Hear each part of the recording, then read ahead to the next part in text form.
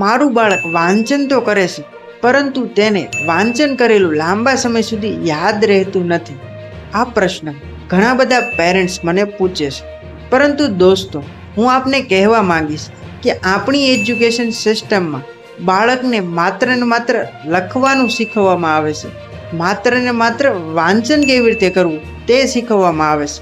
અને આજ સુધી બાળકને યાદ કેવી રીતે કરવું તે શીખવવામાં જ નથી આવ્યું. જેના કારણે બાળકને વાંચેલું લાંબા સમય સુધી યાદ રહેતું નથી. પરંતુ શું તમે તમારા બાળકને વાંચેલું લાંબા સમય સુધી યાદ કેવી રીતે રાખવું તે શીખવવા માંગો છો?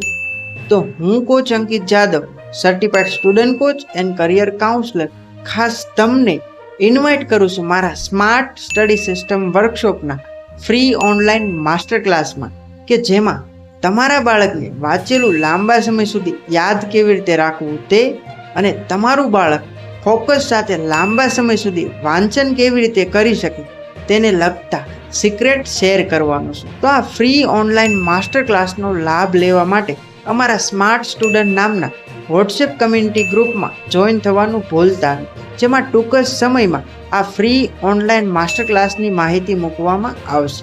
તો આ સ્માર્ટ સ્ટુડન્ટ નામના વોટ્સએપ કમ્યુનિટી ગ્રુપમાં જોઈન થવા માટે અમારા કોચ અંકિત જાદવ નામની યુટ્યુબ ચેનલના ડિસ્ક્રિપ્શનમાં આ વોટ્સએપ ગ્રુપની લિંક આપેલી છે. ત્યાંથી આ ગ્રુપમાં જોઈન થઈ જવું. આભાર.